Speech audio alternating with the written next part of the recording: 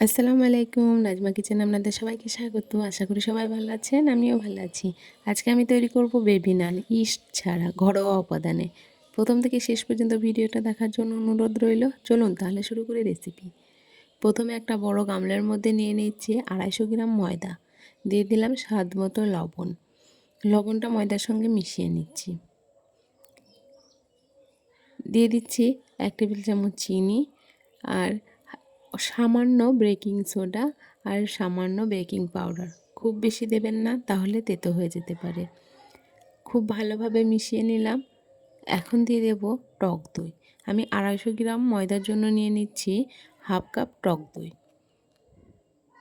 East ছাড়াই তৈরি করব বেবি নান, তাই টক দইটা দিতেই হবে, তবেই তৈরি হবে, না হলে হবে না।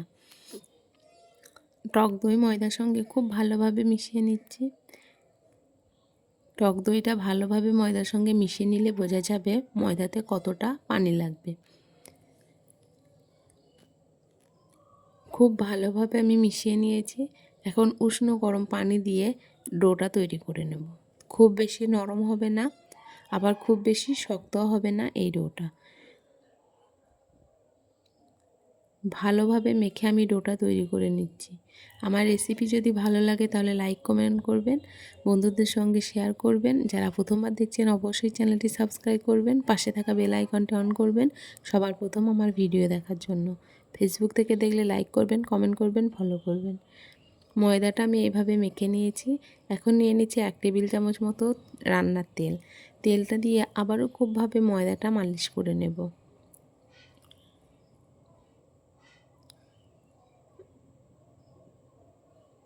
ময়দার সঙ্গে তেলটা খুব ভালোভাবে মেখে নিয়েছি। এখন অল্প একটু তেল নিয়ে ওপর থেকে ভালোভাবে লাগিয়ে নেব, যাতে ওপরটা শুকিয়ে না আসে।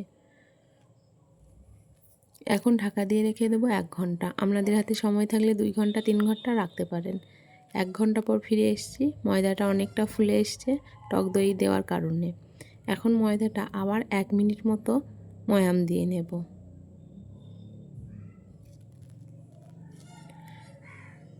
1 মিনিট মতো ময়াম দিয়ে নিচ্ছি। এখন এখান থেকে ছোট ছোট করে লেচি কেটে নেব।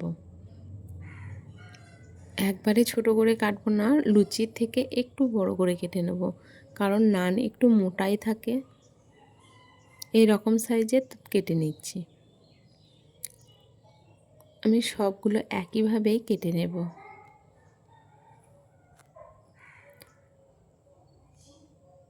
সব লেচিগুলো একইভাবে কেটে নিয়েছি। এখন এখান থেকে একটা করে নিয়ে বেলে নেব। প্রথমে একটু তেল লাগিয়ে নেবেন, তাহলে বেলাটা ভালো হবে।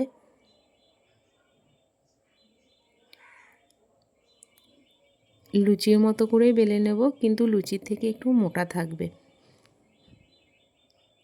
আমি এই রকম মোটা রেখে বেলে নিচ্ছি। সবগুলো একইভাবে বেলে নেব।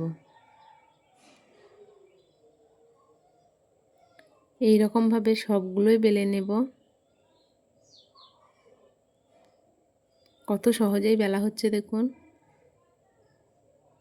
একইভাবে সবগুলোই বেলে নিয়েছি। এখন একটা ফ্রাই প্যানে তেল গরম করে নিয়েছি, নানগুলো ভেজে নেব। এরকম উপর থেকে একটু তেল ছড়িয়ে দেবেন, তাহলে তাড়াতাড়ি ফুলে আসবে। দেখছেন কত সুন্দর ফুলে এসছে নানগুলো। আমার রেসিপি ভালো লাগলে লাইক করবেন, কমেন্ট করবেন, বন্ধুদের সঙ্গে শেয়ার করতে ভুলবেন না।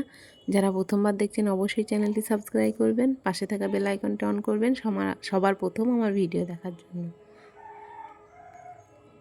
দেখুন একইভাবেই আমি সবগুলোই ভেজে নেব।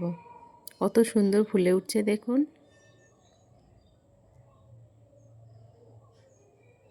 আমার মতো এইভাবে একবার বানিয়ে দেখবেন, আশা করি দারুণ লাগবে। যে কোনো ছোলার তরকারি বা মাংসের সঙ্গে খেতে দারুণ লাগে এই নানগুলো। একইভাবে সবগুলোই ভেজে নিয়েছি। আজকের মতো এই পর্যন্ত। দেখা হবে আবার পরের ভিডিওতে। ভালো থাকবেন, সুস্থ থাকবেন। খোদা হাফেজ, টাটা।